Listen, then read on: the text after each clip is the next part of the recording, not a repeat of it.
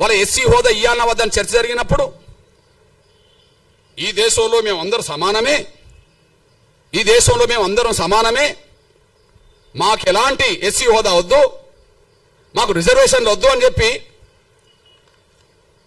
రాజ్యాంగ సభలో చర్చల్లో పాల్గొన్నది ఈ దేశ క్రైస్తవుల తరపున ఒక దళితుడు లేడు. దళితులు క్రైస్తవులుగా భక్తులుగా మిగిలిపోయినరు.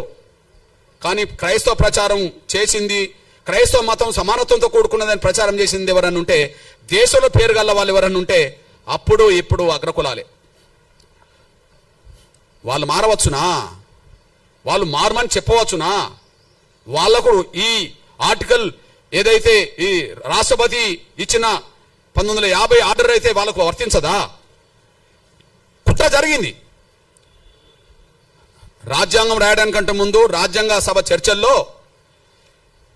మైనార్టీల హోదా, అణగారిన వర్గాలకు సంబంధించిన వాళ్ళ మతపరమైన హోదా ఎట్లా ఉండాలని చర్చ జరిగినప్పుడు ఆ చర్చల్లో ఈ దేశ క్రైస్తవ ప్రతినిధులుగా 4 పాల్గొన్నారు.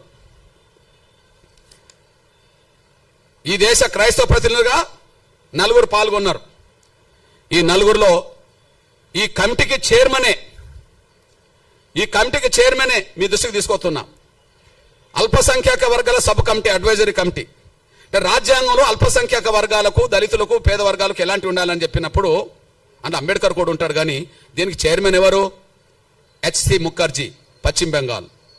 ఆయన ఎవరు? బ్రాహ్మణ్. ఎవరి తరఫున పాల్గొన్నాడు?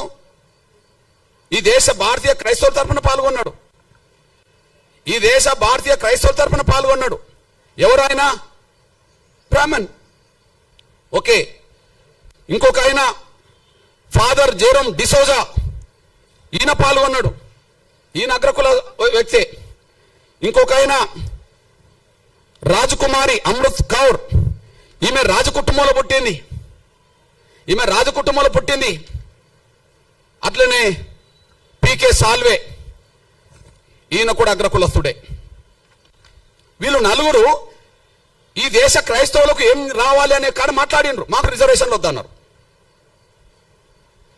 అంటే ఈ దేశ దళిత క్రైస్తవులకు అన్యాయం జరుగుతున్నది, వాళ్ళకు న్యాయం జరగాలని మాట్లాడుతున్నప్పుడు మాలో సమానత్వం ఉన్నది, మాకు ఎలాంటి విభేదాలు లేవు, మాకు రిజర్వేషన్లు వద్దు, మాకు ఎస్సీ హోదా వద్దని చెప్పి అగ్రకులస్తులు చెప్పారు కదా. అంటే మీరు ఇప్పుడు చెప్పండి.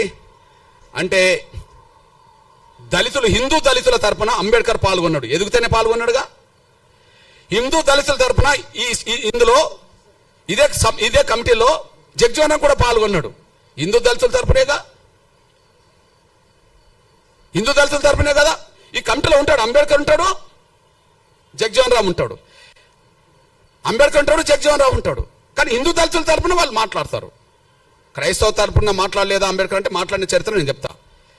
కానీ ప్రత్యేకంగా క్రైస్తవ తరపున మాట్లాడాల్సిన నిర్ణయం ఎవరు తీసుకోవాల్సి వచ్చింది? ఈ దేశంలో క్రైస్తవ తరపున ఎదిగిన వాళ్ళే. మరి అప్పుడు దళితుల నుంచి క్రైస్తవులో ఎదిగిన వాళ్ళు ఎవరు లేరు కదా, ఆస్థాకి ఎదిగిన వాళ్ళు లేరు కదా, భక్తులుగా మిగిలిపోయిండు. కానీ ఒక శక్తులుగా ఎదగలేదు కదా. ఈ 4 కూడా గాంధీ శిష్యులే. పేరు క్రైస్తవ మతం ఉన్నది, వాళ్ళ కులాలు అగ్రకులాలు, కానీ వాళ్ళు గాంధీ శిష్యులు. గాంధీ చేసిన మోసం వల్ల హిందూ దళితులు మోసపోయినరు, దళిత క్రైస్తవులు మోసపోయినరు. ఏ మోసం? హిందూ దళితులు ఎక్కడ మోసపోయినరు? హిందూ దళితులకు ప్రత్యేక నియోజకవర్గాలు ఉండాలని కమ్యూనల్ అవార్డు వచ్చింది కదా. కమ్యూనల్ అవార్డు రద్దు చేయించడం కోసం కదా గాంధీ నిరాదీక్ష చేసింది. ఆయనను బతికించడం కోసం కదా అంబేద్కర్ రాజీపడాల్సి వచ్చింది. అంటే ప్రత్యేక నియోజకవర్గాలు పోయినాయి కదా. ఎస్సీలు నిలబడ్డ నియోజకవర్గాల్లో ఎస్సీలే ఓట్లేసుకొని గెలిపించుకోవాలనేది పోయింది కదా. ఇది పోవడానికి కారణం గాంధీ కదా. అంటే హిందూ దళితులను మోసం చేసింది గాంధీ కదా. హిందూ దళితుల జీవితాలు అడ్డుకున్నది గాంధీ కదా. దళితులు క్రైస్తవ మతం తీసుకుంటే, క్రైస్తవ మతం తీసుకున్న దళితులకు ఎస్సీ హోదా అవసరం లేదని చెప్పి మాట్లాడిచ్చింది కూడా అగ్రకులాల క్రైస్తవ పెద్దలతోటే కదా. వీళ్ళు ఈ 4 గాంధీ శిష్యులే కదా. అంటే దళిత క్రైస్తవులకు ఆనాడు మోసం జరగడానికి, దళిత హిందువులకు మోసం చేయడానికి గాంధీ పన్నిన కుట్ర కారణం కదా. ఇది ఇది ఇది వాస్తవం కదా, ఇది వాస్తవమే కదా.